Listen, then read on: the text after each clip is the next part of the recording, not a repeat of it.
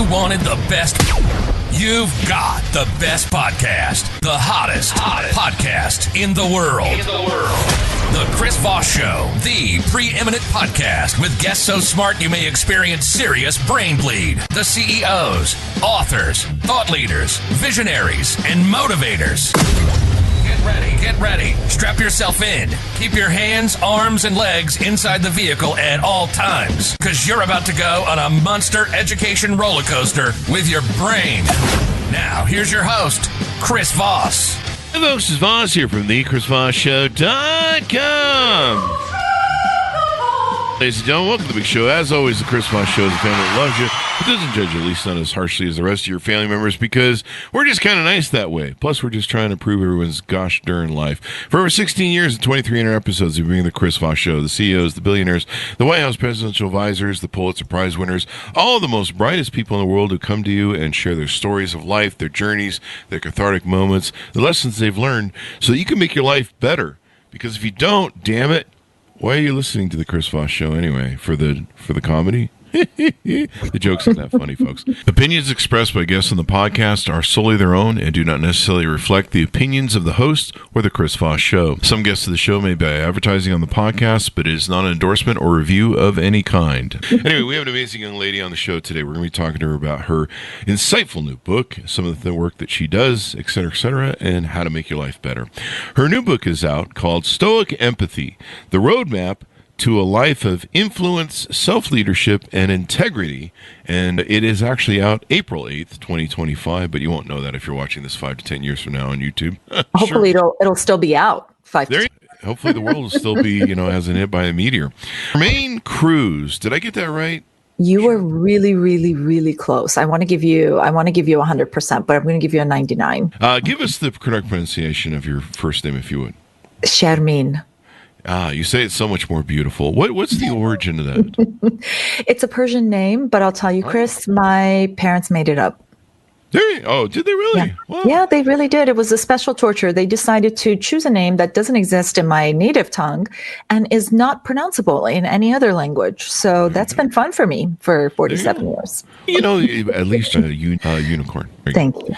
I appreciate it. I'll be referring to you as Cher through the show so that we can confuse the audience and make them think that I actually have Cher on the show. I got you, babe. We're all good. Can you sing Turn Back Time? No. I can, but then your eardrums would blow. I grew up watching Cher. Stoic Empathy is the name of her book, and it'll be available. You can pre-order it now. She is the epitome of a global Renaissance woman, having lived several lives through the globe as a child in Iran, a teenager in Canada, and a lawyer in the United States. This poet, mother, painter, model, photographer, and human rights advocate finally found her true home in Chicago. Who knew? Windy City. Through it all, her truest gift was writing and telling stories, and she now unveils Butterfly Stitching, her stunning debut novel, a gripping tale of oppression and redemption, obsession, love, loss, and authenticity. So that's for a prior book. How many books do you have, Cher?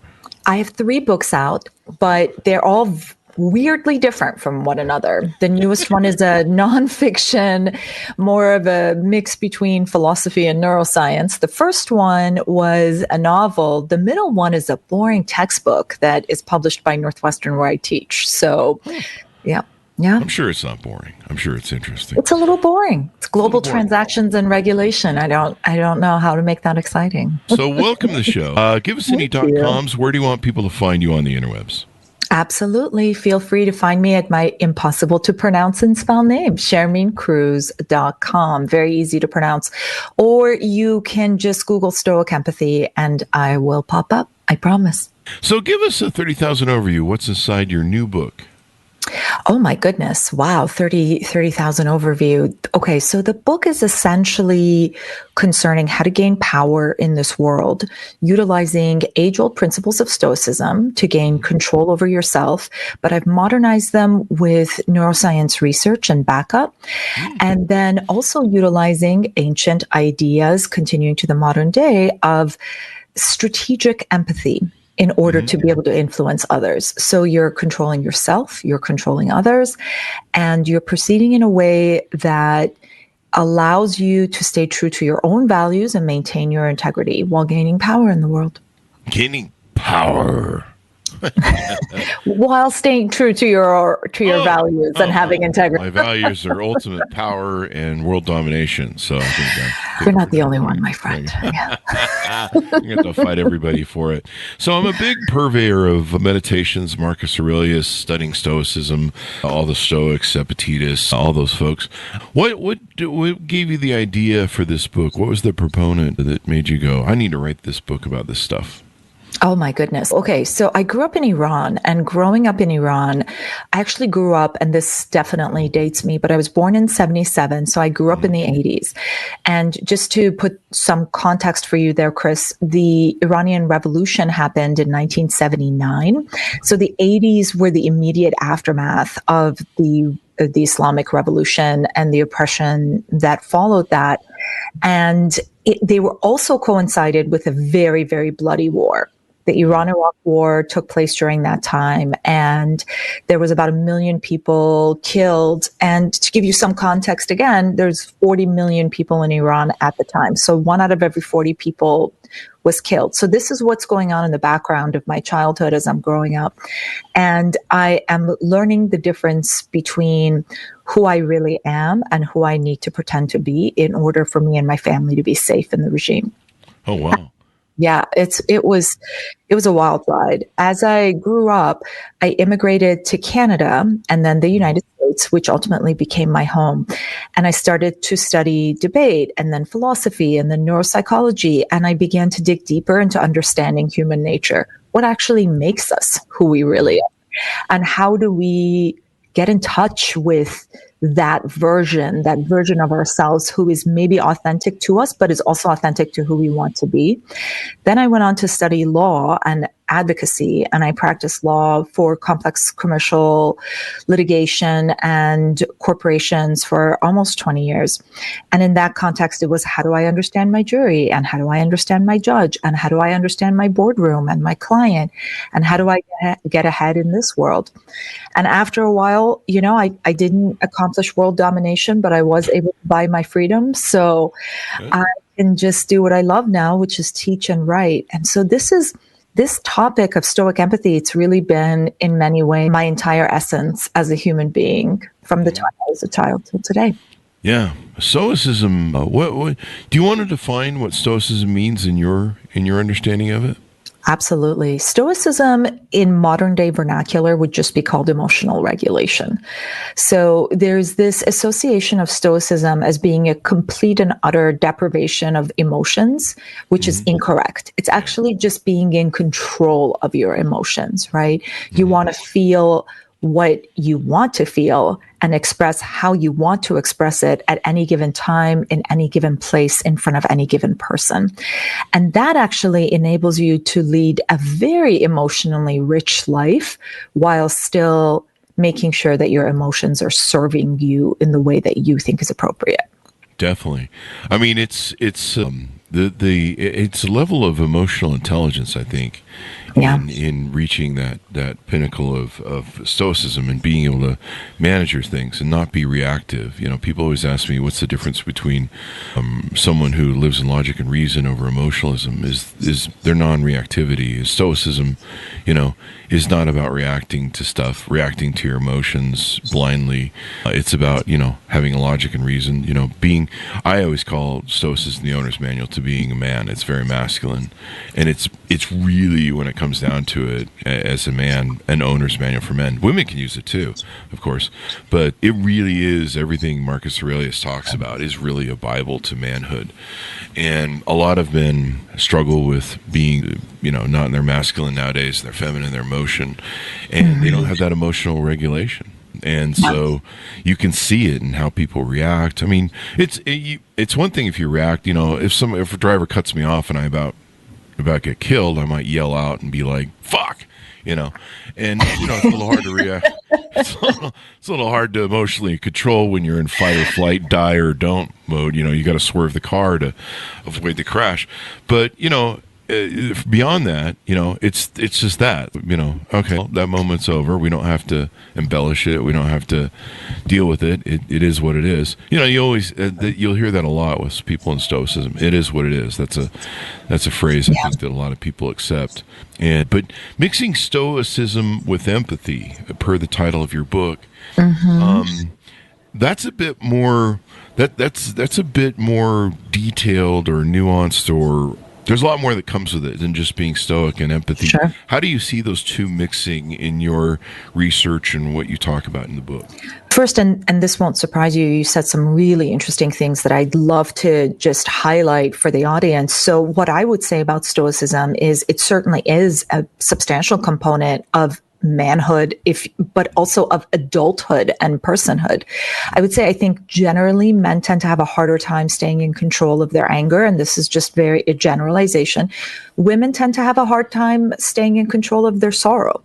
And so our reactions to those emotional aspects are different, and our ability to regulate them is different. But it is 100% absolutely essential for any person who wants to live a rich life where they can be in control of themselves. And what you said, Chris, is it's not about being reactive, but it's about being active. So really what we have here is imagine on a physical plane, imagine the stimuli, right? And then imagine the response.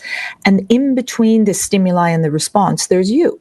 Right? You exist, right? Obviously, there's a lot of other influencing factors. For instance, you just identified whether you're in fight or flight, right? There's a lot of other influencing factors, but you exist in this space. It is called will, your willpower, your ability to exert yourself in between the stimuli and the response. And what you brought up about screaming fuck when you're in traffic and somebody cuts you off, it's so interesting because the Greeks actually talk about that. They talk about primary emotions and secondary emotions, and how primary emotions are actually kind of instinctive and secondary emotions are deliberative. And what they would say, and what modern science would say, neuroscience too, fMRI studies have proven all of this, is that you can even change that primary emotion. You can change that instinct. That takes time and years of habitual training, but it's much easier to access and change almost immediately that secondary reaction. But even your primary reaction, you can be the kind of person who doesn't yell fuck if you don't want to. If you want to, God bless you, man. I'm not here to judge how you drive in traffic. There's a certain amount of I don't know. I try and what's the old line from Sting? A gentleman, I don't know. I can't remember the line, but basically smiles at ignorance. And so you try and let a lot of stuff pass, but sometimes just getting that fuck out is a nice little release from, I don't know, some other pent up thing. Yeah, 100%. And that's as long as you're intentional about it, though. Yeah. For me, it's not yelling fuck during traffic, but it might be punching someone out in an MMA class. So, but whatever you were waiting for me to bring it home to a place that was not highly illegal. I don't actually you guys, Stoic empathy is not about walking down the street and punching random people in the face. It is it's very different. But I don't remember Epictetus talking about this. I'm pretty sure Epictetus said, "Thou shalt punch them in the face if they get stupid." But look, the reality is, if you feel you need a release, maybe your release is poetry, maybe someone else's release is hitting a bag, and maybe someone else is yelling. As long as you're yelling in a way that doesn't harm you, that is serving you and moving you forward, right? So for instance, let's say you've got a wife in the car who really doesn't like it when you swear. I'm pulling this example out of thin air, by the way. It's not I'm suspicious. Let's say you get into a fight with your lovely, beautiful, loving wife every time you randomly scream during traffic, and you want to avoid that. You leave her home. Well, that is one solution. Let's assume you want to take her with you, right? Again, we want to make sure that we're aligned with what your intentions are. Let me write this down. Why would we want to do that?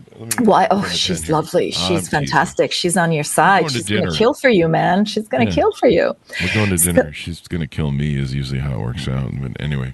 Listen, it's every woman's dream to have been an assassin. And they seduced world leaders and murdered them on our wedding nights. Really? Is this a fantasy that I haven't? This is 100%. This is because power. Everybody wants global domination. You started out the show asking for global domination. Yeah, that's true. It is in the beginning of the show. Okay, but let's go to your question about empathy. So here's what I do with empathy. What I do with empathy is I really look at it the way, from a scientific lens, from the way psychologists look at it, is empathy is a spectrum. On the one end of the spectrum is emotional empathy, which is, listen, even if you're the manliest man in the world, you've experienced emotional empathy because you've consumed entertainment that you've been really excited about, right? Oh, yeah. Let's say you're playing a video game or you're watching a movie and your favorite character is in a car, driving, happy. Somebody texts them, they look down. You think, you idiot, why are you looking down? Don't you know this is a movie and you're going to spin out of control and explode into pieces? Now, here's what's incredible. When your favorite character gets T-boned by a truck in whatever it is you're watching or in whatever video game it is you're playing, you recoil.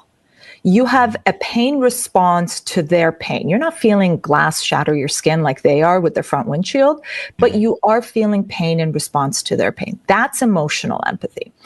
Cognitive empathy is the opposite end of that spectrum. It's like, I'm not walking any amount of miles in your shoes, but I am syncing my steps with you so that I can feel your rhythm, see what you see, smell what you smell, hear what you hear, so that I can understand you, your thoughts, your feelings, your emotions. It's literally, imagine an alien empath that lands on planet Earth and can read your mind and read your feelings. And imagine the incredible power and control that comes along with that.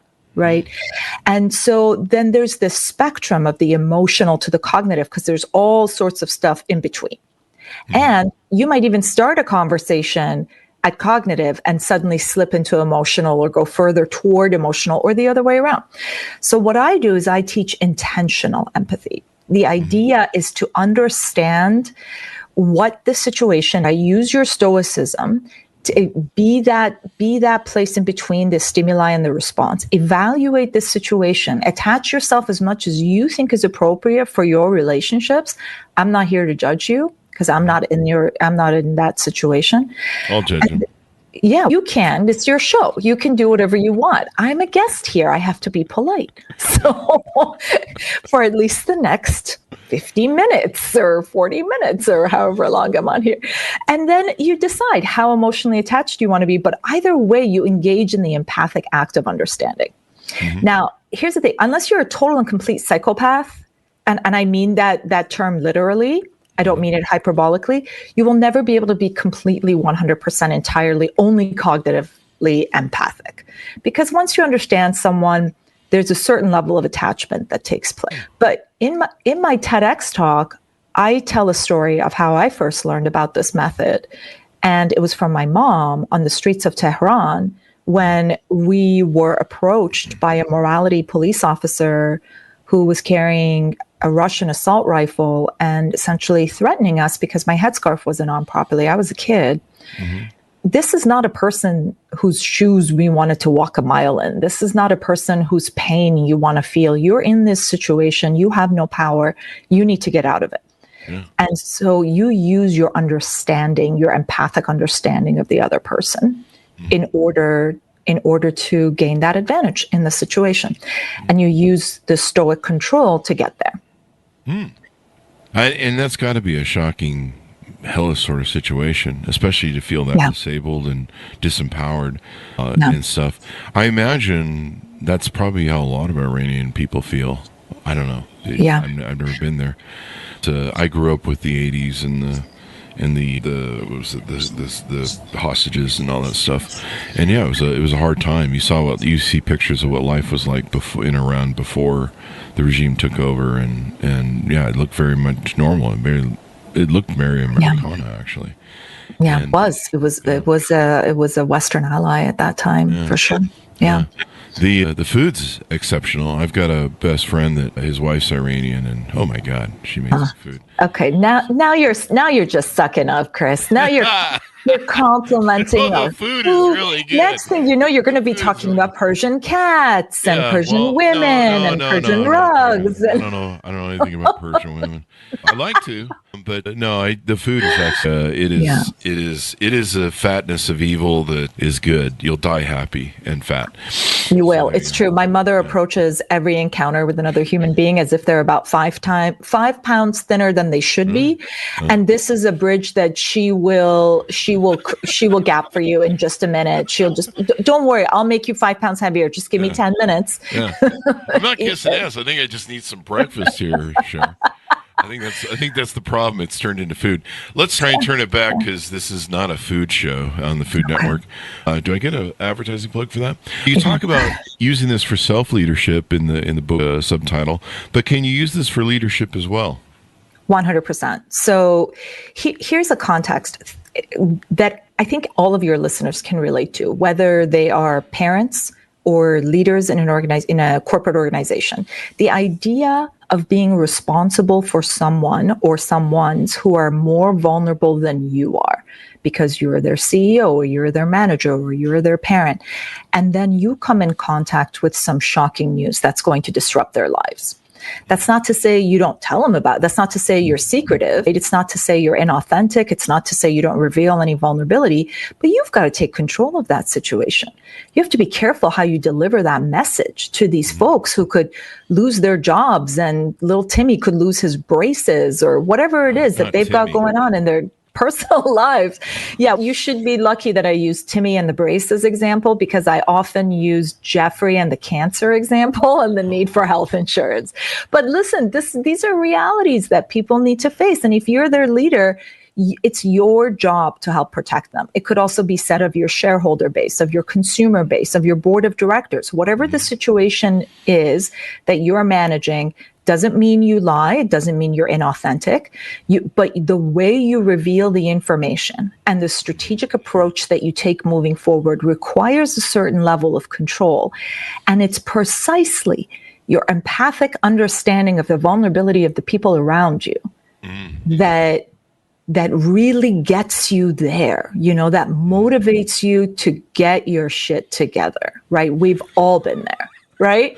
We've all been there. There's been times in my life where I thought, oh my gosh, no, I'm not in control. And then I get some bad news and I'm around my kids. And suddenly I am the most stoic person in the world because I don't want to traumatize my children. Where's the fun in that, though? I mean, isn't that the job of every parent, traumatizing your children? I think the unintentional traumatizing of children is the job of every parent. Yeah. Oh, okay, yeah, that's the job. Because they've got to have something to talk about in the psychologist with their therapist. Yeah. The doll where your mom pissed you off. That's how it goes. So. I'd like to go on the record to say I love my mother very much and have no complaints. Oh, let the record reflect. There comes a time for people out there who are still blaming their parents for everything, and they're full-grown adults. You've been an adult for a while. Give it up. I know somebody personally. I hear you. I mean, it's good to know where that shit came from, but listen, at the end of the day, this is you're the thing in the middle between the stimuli and the response. It's your life. You are the willpower. And there's a couple things I'm setting up in my brain, and I just scrambled it. I know somebody who they're in their 50s and they have not given grace to their parents that they were two people doing the best they could, and that's part of Stoicism too. I mean, you have to go, hey, those were two people. They were doing the best they could. Maybe they were at a generational age where they spanked us when in our generational age they skipped it in the following generations, and you could tell. No, I said yes at the wrong time, audience. I didn't mean to agree. She didn't mean that one. The second part of that. She's not following me over the cliff, evidently. But I didn't stop in time. I feel like the coyote or the roadrunner or something like react that. With empathy. I went fully off the cliff. I gotcha. It's a gotcha show now. We don't do gotcha shows.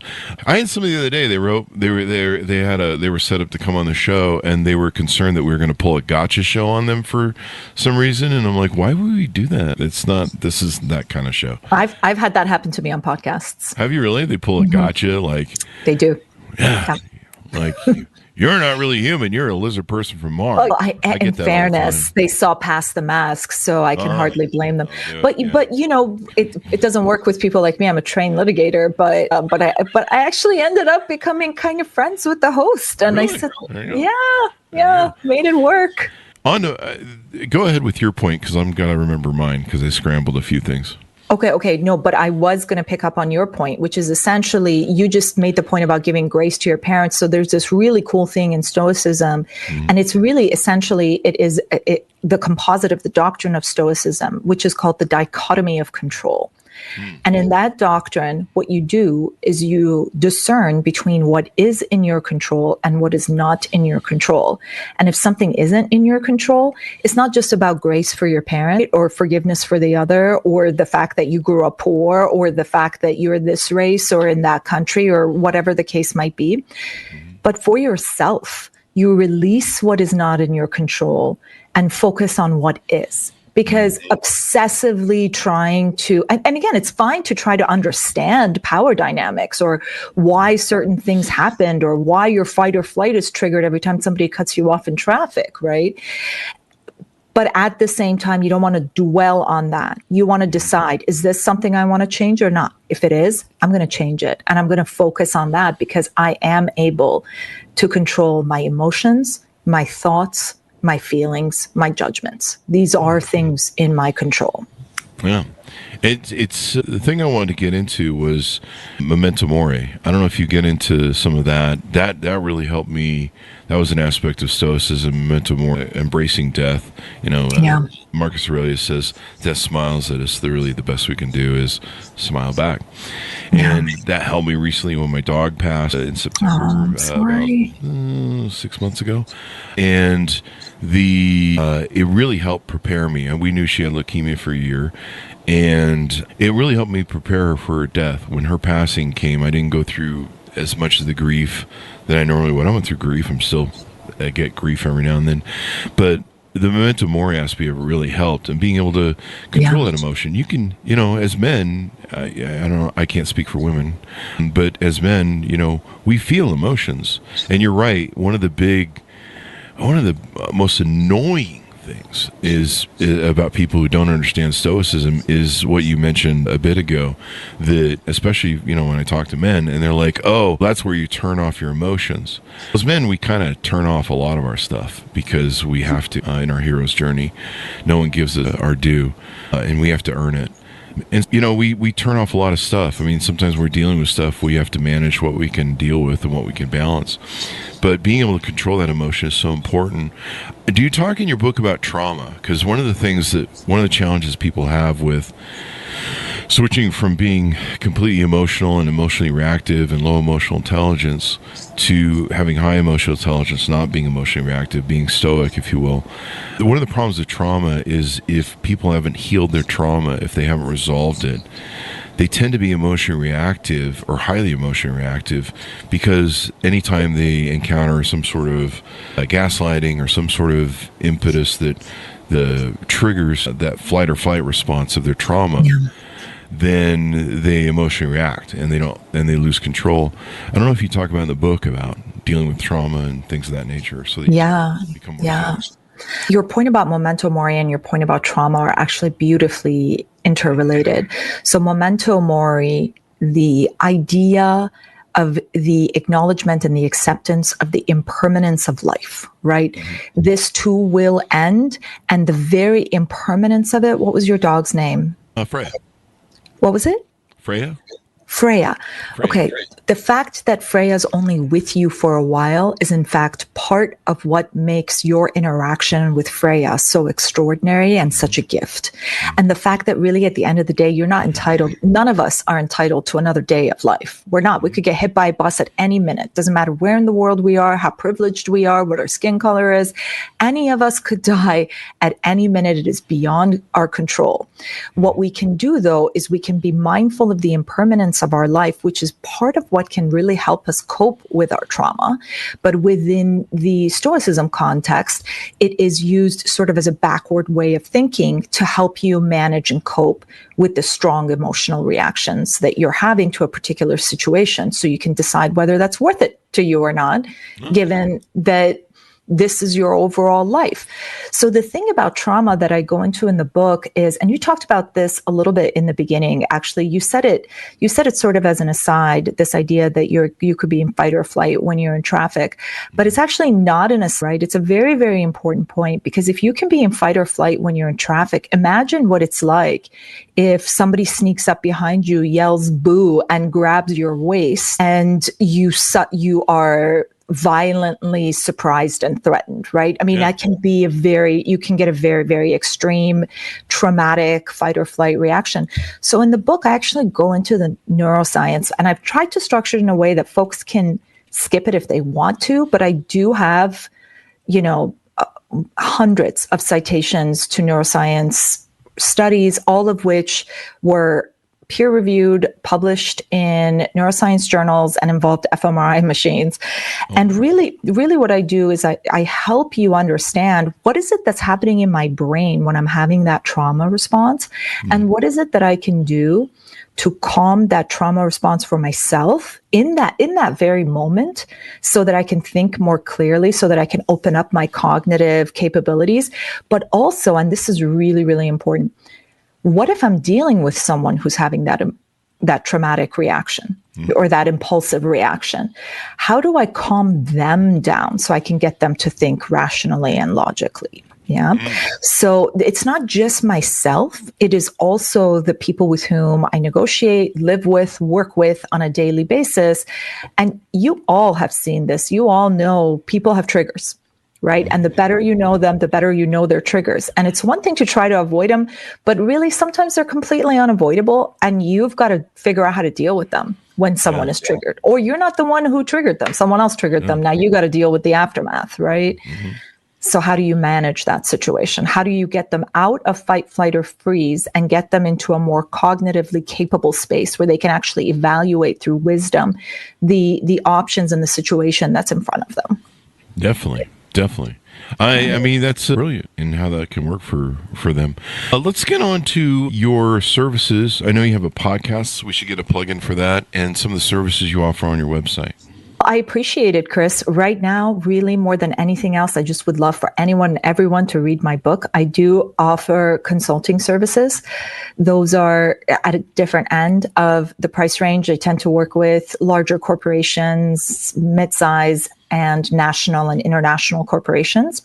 And actually, God, this is a totally unrelated story. I just got a new agent for that, and it's been a very interesting onboarding process.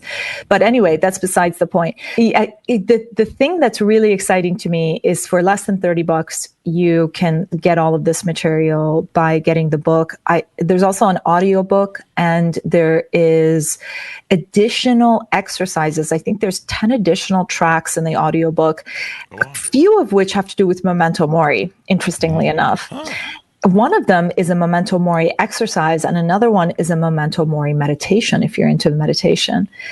And then there's also a Kindle version, but I would love to see, or you guys can reach out to me on social media and engage with me, and I try to get some of this material out there as much as I can. There we go. So this is all the good stuff you offer. How's the podcast coming along? Really well, actually, really well. It's really fun. I mean, you are the king of podcasts, so I don't think that I can relay anything to you. I will say, from my point of view, normally I'm the one being interviewed, so it's been really cool actually being on the other side of that and just kind of let it, because I'm also a TED Talk producer, so I produce the talks of 80 people who aren't me. Wow. And, getting into someone else's genius is such a cool thing to be able to do. It's totally a privilege. I love it. That's why I love the show. I get to have people on who are really smart, and I'm just the dumb one with a mic and I was just going to say, it's more like you're walking around looking for someone who can match your wits is what's happening. And it's not that easy. Well, we have a lot of good. I mean, most everyone that comes on the show, they've got some pretty good chops when it comes to their media. For sure, they're media savvy, if you will. So we try and filter for that. But anything more we want to plug? Anything more we want to let people know about you before we go out? I appreciate it. Thank you so much. I would just say follow me on social media. You can connect with me on LinkedIn, and you can pre-order depending on when you are watching / listening to this. You can pre-order or buy the book, and let me know. Share your experiences with me. I would love to hear about your Stoic stories, your empathy stories, and more specifically your Stoic empathy stories. How did your awareness of the situation allow you to gain control of it? We need more Stoicism in the world and more logic and reason. I mean, the emotionalism has taken over this world, and it's almost the victimhood competition that we have in this world, where people just want to play on being the biggest victim for attention and validation or power or whatever they want to use it for. It just seems, we've reached that crudgeon, that pinnacle. I don't know. Yeah. Well, look, there's always going to be somebody who's got it better than you. There's always going to be somebody who's got it worse than you. I'm not doubting that there are things happening to you that suck. I'm not saying they don't. And I'm not doubting the existence of external power dynamics, but I'm also not doubting the existence of you and your own power and your ability to control it. It sounds like people also need to use it to be self-actualized, from what you said. I love that. Thank you. Yeah. I mean, that's the core tenet. Anyway, thank you very much for coming to this show, Cher. We really appreciate it. My pleasure. I had such a good time. Now, can you sing "Turn Back Time"? I'm just teasing. I can. No, come on. Now we've got to do it. Everybody plug your ears, please. Plug your ears, and maybe move away any glass that is subject to being shattered. Also. Yeah. I think your voice is probably too high pitched to pull off that Cher baritone. If I could turn back time. That's it. You hit it. Pitch perfect. I might have to go lower. But no, we love Cher.